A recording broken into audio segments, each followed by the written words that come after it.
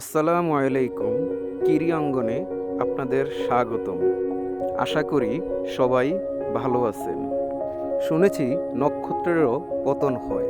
বাংলার ক্রিকেটে ঠিক তেমনই এক নক্ষত্র Mahmudullah Riyad, the silent killer. বাংলার আকাশে মোট 5টি নক্ষত্রের আবির্ভাব হয়েছিল, যাদের আমরা চিনতাম পঞ্চপাণ্ডব হিসেবে। সেই পঞ্চপাণ্ডবের শেষ পাণ্ডব মাহমুদুল্লাহ রিয়াদ অবসরে চলে গেলেন, জানিয়ে দিলেন সব ধরনের আন্তর্জাতিক ক্রিকেটকে বিদায়। বাংলার আকাশের সর্বশেষ নক্ষত্রেরও পতন হয়ে গেল।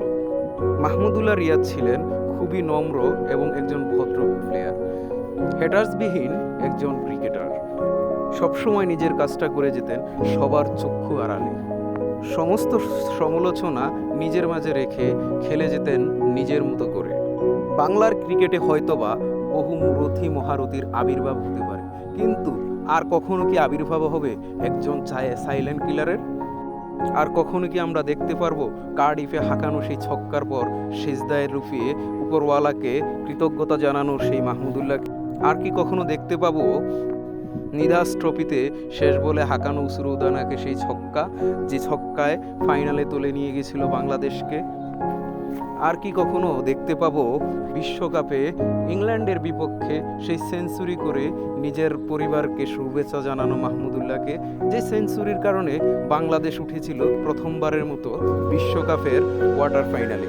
মাহমুদুল্লাহরা ছিল বলেই এত কিছু সম্ভব হয়েছে বাংলাদেশের ক্রিকেটে। আজ সেই মাহমুদুল্লাহরও পতন হলো, আর সেই মাহমুদুল্লাহ চলে গেলেন আমাদের সব ধরনের ক্রিকেট ছেড়ে। দূর দূরান্ত ফর্মে থাকা সত্ত্বেও মাহমুদুল্লাহ রিয়াদ অবসর নিলেন নিজের অজান্তেই। আর কয়টা বছর কি খেলে যেতে পারতেন না মাহমুদুল্লাহ রিয়াদ? হয়তো পারতেন, কিন্তু নিজের সম্মান, নিজের আত্মসম্মান বোধ বজায় রাখার জন্যই দূর দূরান্ত ফর্মে থাকার পরেও অবসর ঘোষণা করলেন। সর্বশেষ টেস্টে যখন মাহমুদুল্লাহ রিয়াদ অবসরে গেলেন, তো সেই ম্যাচও 150 ঊর্ধ্ব একটি ইনিংস খেলেছিলেন। এবং ওডিআই ক্রিকেটেও যখন মাহমুদুল্লাহ রিয়াদ অবসরে গেলেন, সর্বশেষ 5টি ওয়ানডের মধ্যে 4টিতেই ছিল তার 50। এত ভালো ফর্মে থাকার পরেও কোন অভিমান ছুঁয়েছিল মাহমুদুল্লাহর হৃদয়কে? যে অভিমানে, যেই আঘাতে বুক ছিঁড়ে ছিন্ন বিচ্ছিন্ন হয়ে গিয়েছিল মাহমুদুল্লাহ, যার কারণেই অবসরে যেতে হলো। হয়তো ভক্তগুলের প্রতি এবং বাংলাদেশের প্রতি মাহমুদুল্লাহ রিয়াদের অগাধ ত্যাগের কথা কখনোই মিডিয়া বা কোনো জায়গায় তেমনভাবে আসেনি। তিনি সবসময় ছিলেন পর্দার আড়ালের নায়ক, যার কারণেই তাকে বলা হয় দ্য সাইলেন্ট কিলার।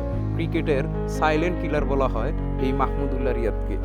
শুনেছি যে দেশে গুণীদের কদর করা হয় না, সে দেশে গুণীদের জন্ম হয় না।